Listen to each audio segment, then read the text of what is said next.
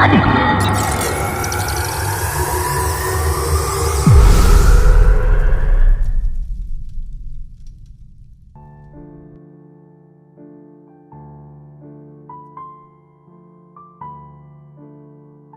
George کے پاس ملازمت کرتے مجھے تقریباً 20 دن ہو گئے تھے۔ اس نوکری سے نہ صرف میں اکتا گیا تھا بلکہ مایوس بھی ہو گیا تھا۔ اب مجھے صرف اپنی تنخواہ کا انتظار تھا۔ تنخواہ ملتے ہی میں نے وہاں سے رفو چکر ہونے کا پکا ارادہ کر لیا تھا۔ چھوٹی موٹی چوری کرنا، جیب کاٹنا اور کسی کو دھوکہ فریب دے کر اس سے پیسے بٹور لینا میرا پیشہ ہے۔ چھوٹے چھوٹے ہاتھ مارتے میں بوریت محسوس کرنے لگا تھا، اس لیے چاہتا تھا کہ کوئی بڑا ہاتھ ماروں تاکہ میرے پاس زیادہ دولت آ سکے اور میں آسودگی کے ساتھ چند دن عیش و آرام کے ساتھ گزار سکوں۔ اپنی سوچ کو میں نے عملی جامہ پہنانے کے لیے موٹے تازے شکار کی تلاش شروع کر دی تھی۔ اچانک ایک دن ایک اخباری اشتہار پر میری نظر پڑی۔ مسٹر جارج کو اپنے گھر کے لیے ایک ملازم کی ضرورت تھی۔ میں نے سوچا اگر مجھے اس گھر میں ملازمت مل جائے تو میں بڑی آسانی کے ساتھ اس گھر کا صفایا کر سکوں گا۔ ان کے بارے میں نے سرسری طور پر کہیں سنا ہوا تھا کہ وہ صاحب حیثیت آدمی ہیں۔ مسٹر جارج 60 سال کی عمر کے ایک صحت مند شخص تھے۔ ان کی بیوی 1.5 سال قبل فوت ہو چکی تھی اور بیوی کی چھوڑی ہوئی دولت کے وہ اکیلے وارث تھے۔ یہ مزید معلومات ان کے گھر جاتے ہوئے مجھے ٹمی نے بتائی تھیں۔ میں نے اس کی کھٹارا کار میں محض لفٹ لی تھی۔ یوں ہی مسٹر جارج کا ذکر چھڑا تو وہ بڑبولا ایک دم شروع ہو گیا۔ باتوں باتوں میں اس نے یہ بھی بتا دیا کہ مسٹر جارج کے پاس کوئی ملازم نہیں ٹکتا کیونکہ ان کے پاس کام کے مقابلے میں تنخواہ بہت قلیل ملتی تھی۔ مجھے تنخواہ سے خیر کوئی سروکار تھا بھی نہیں کیونکہ میں تو وہاں ایک واردات کی نیت سے جا رہا تھا، اس لیے میں خوش تھا کہ یہ سب باتیں میرے حق میں ہیں۔ مسٹر جارج نے میرا کوئی تفصیلی انٹرویو نہیں لیا۔ میرے ذمے گھر کی صفائی اور کھانے پینے سے لے کر بازار سے سودا سلف لانے تک سبھی کام تھے۔ چند روز کے سروے میں نے اندازہ لگا لیا کہ مسٹر جارج کے گھر میں کوئی ایسی قیمتی چیز نہیں تھی جسے میں اٹھا کر فی الفور فروخت کر کے کچھ رقم حاصل کر سکتا۔ مگر ٹمی کی بات بھی میرے ذہن میں تھی کہ مسٹر جارج نے اپنی نقدی وغیرہ گھر میں ہی کسی خفیہ جگہ پر چھپا رکھی ہے۔ رہی جائیداد وغیرہ تو وہ تو کہیں چھپانے والی چیز نہیں تھی۔ بوڑھے جارج کو 2 شوق تھے۔ ایک یہ کہ وہ کم و بیش ہر وقت مجھے اپنی جوانی کے واقعات سناتے رہتے تھے۔ دوسرا شوق کتاب پڑھنا تھا۔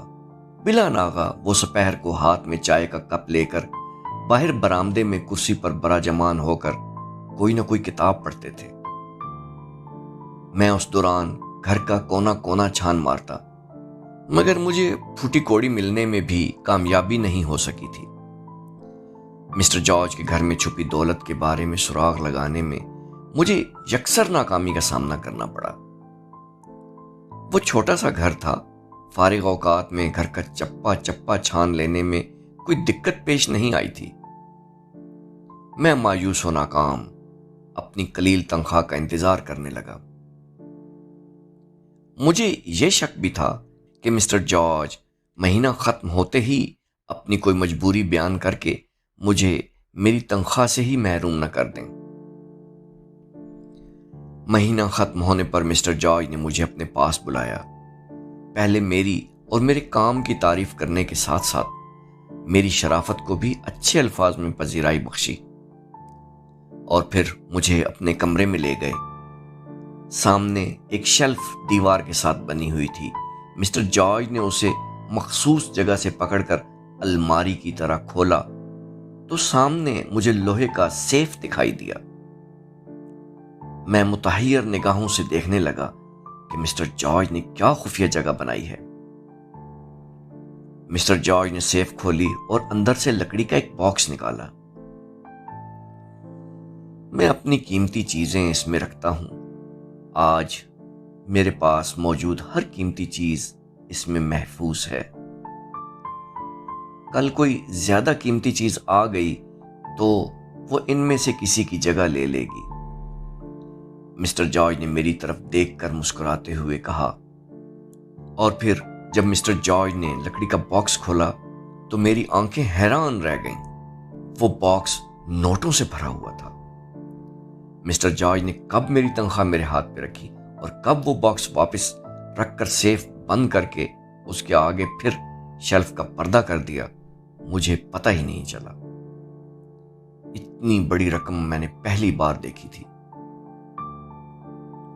مسٹر جارج مجھے اپنے کمرے سے باہر لے آئے اور بولے، جب میں کسی پر اعتماد کرتا ہوں تو پھر اندھا اعتماد کرتا ہوں، اور اگر نہیں کرتا تو پھر سوئی برابر بھی نہیں کرتا۔ تم مجھے اچھے لگے ہو۔ اس کے بعد اٹھتے بیٹھتے مجھے بس ایک ہی سوچ مضطرب رکھتی تھی کہ وہ باکس کسی طرح حاصل کرنا ہے۔ مسٹر جارج باہر کہیں جاتے نہیں تھے۔ اس باکس کو حاصل کرنے کے لیے مسٹر جارج کا کم از کم 1 سے 2 گھنٹے تک گھر سے باہر رہنا ضروری تھا۔ اتنی دیر میں تجوری کا قفل کھولنا میرے لیے مشکل کام نہ تھا۔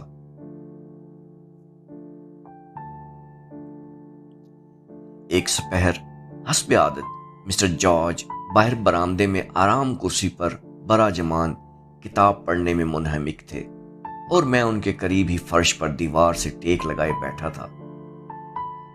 میرے ذہن میں اچانک ایک اچھوتا خیال آیا۔ میں نے مسٹر جارج کی طرف دیکھا۔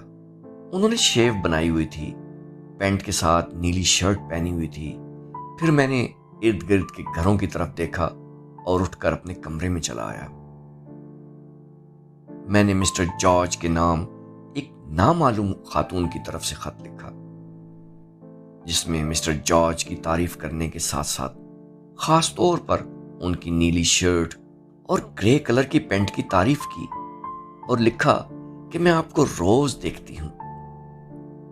وہ خط میں نے بازار جا کر کوریئر کے ذریعے مسٹر جارج کو ارسال کر دیا۔ دوسرے دن وہ خط جب مسٹر جارج کو ملا تو وہ بند لفافے کو دیکھ کر حیران ہوئے۔ پھر جب لفافہ کھول کر خط پڑھنے لگے تو ان کے چہرے پر ایک خوشگوار تغیر آ گیا۔ انہوں نے ایک نظر میری طرف دیکھا اور خط لے کر اپنے کمرے میں چلے گئے۔ میں نے چھپ کر دیکھا کہ وہ خط کو بار بار پڑھ کر خوش ہو رہے تھے۔ اس سپہر مسٹر جارج جب کتاب پڑھنے کے لیے بیٹھے تو ان کا رنگ روپ پہلے سے بھی زیادہ نکھرا ہوا تھا۔ میں نے روز انہیں ایک رومان انگیز خط لکھنے کا سلسلہ شروع کر دیا۔ میں ان کے بیٹھنے اور پڑھنے کے انداز کی تعریف کرنے کے ساتھ ساتھ خاص طور پر ان کے کپڑوں کا بھی ذکر کرتا تھا۔ اس سے انہیں پورا یقین ہو گیا تھا کہ کوئی خاتون آس پاس کے کسی گھر میں نہ صرف انہیں دیکھتی ہے بلکہ پسند بھی کرتی ہے۔ مسٹر جارج اس خط کے لیے بے چین رہنے لگے تھے اور ہر وقت بنے سنورے رہنے لگے تھے۔ خفیہ سیف سے رقم نکالنے کا میں نے مکمل انتظام کر لیا تھا۔ میں نے انہیں 8واں خط لکھا، جس میں ان کے ساتھ ملاقات کی خواہش کرتے ہوئے ایک مقررہ وقت پر ایسے پبلک پارک میں ملاقات کی خواہش ظاہر کی جو اس جگہ سے تقریباً 1.25 گھنٹے کی دوری پر تھا۔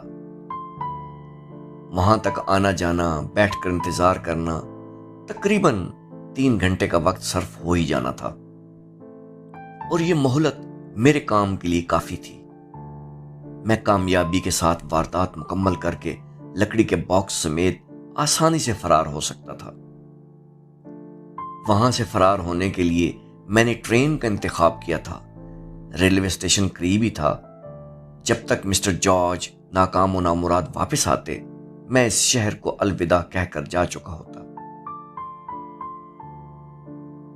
8ویں خط کو مسٹر جارج نے میرے سامنے کھول کر پڑھا اور پھر میری طرف دیکھتے ہوئے بولے، میرا پیارا دوست مجھے ہر روز خط لکھ رہا ہے۔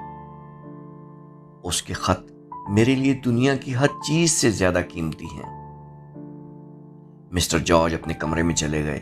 میں نے چھپ کر دیکھا کہ مسٹر جارج ایک عجیب سی سرشاری کے عالم میں وہ خط پڑھ رہے تھے۔ پھر انہوں نے الماری سے وہ لباس نکالا جس کے پہننے کے بارے میں نے ان سے فرمائش کی تھی تاکہ مجھے پارک میں ان کو پہچاننے میں کسی دقت کا سامنا نہ کرنا پڑے اور میں خود بخود ان کے پاس آ سکوں۔ مجھے خوشی تھی کہ وہ میری فرمائش پہ حرف بحرف عمل کرنے کے لیے تیار تھے۔ دوسرے دن انہوں نے وقت سے پہلے ہی تیاری شروع کر دی تھی۔ تیار ہو کر وہ میرے پاس آئے اور بولے، میں ایک ضروری کام کے سلسلے میں باہر جا رہا ہوں، دیر ہو سکتی ہے۔ ان کے ہاتھ میں ان کا سیاہ چرمی بریف کیس موجود تھا۔ انہوں نے گھڑی میں وقت دیکھا اور پھر چل دیے۔ میں نے دروازہ مقفل کیا اور اپنے اوزار لے کر مسٹر جارج کے کمرے میں چلا گیا۔ میں نے احتیاط سے شیلف کو دیوار سے ہٹایا اور سیف کے تالے پر اپنا ماہرانہ کام شروع کر دیا۔ ذرا سی دیر میں تالا جواب دے گیا۔ میرا چہرہ خوشی سے چمک اٹھا۔ میرے سامنے لکڑی کا باکس موجود تھا۔ میں نے باکس اٹھا کر اسے چوما اور اپنے چرمی بیگ میں رکھ لیا۔ سیف کے اندر ہی ایک اور دراز مقفل تھی۔ میں نے اسے کھولنے کی کوشش ہی نہیں کی کیونکہ لکڑی کے باکس میں جتنی رقم دیکھ چکا تھا وہی میرے لیے کافی تھی۔ اس رقم سے میں خوش و خرم اور عیش و عشرت سے بھرپور نئی زندگی کی ابتدا کر سکتا تھا۔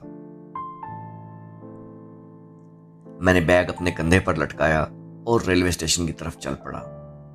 ٹکٹ لیا اور ٹرین میں سوار ہوتے ہوئے میں نے مسکرا کر فاتحانہ انداز میں اس شہر پر آخری بار ایک نظر ڈالی اور دل ہی دل میں کہا، اے شہر، میں تیرے ایک پاسی کو بے وقوف بنا کر لوٹ کر جا رہا ہوں۔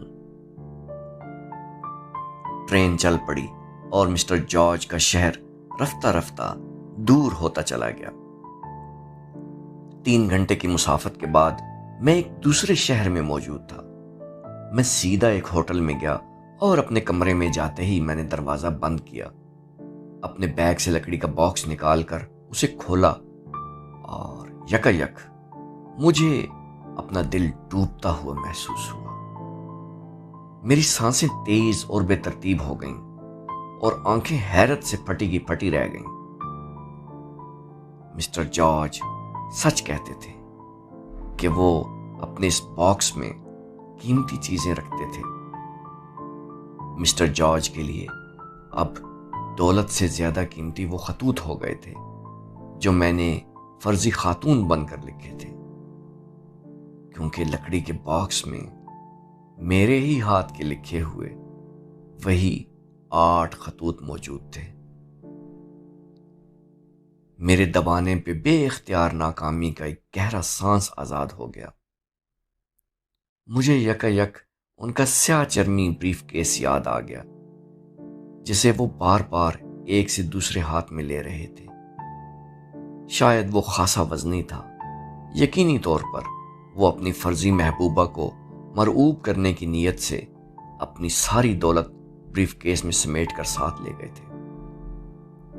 یوں میرے نصیب میں صرف وہ 8 خط رہ گئے تھے جو میں نے ہی اپنے ہاتھوں سے لکھے تھے۔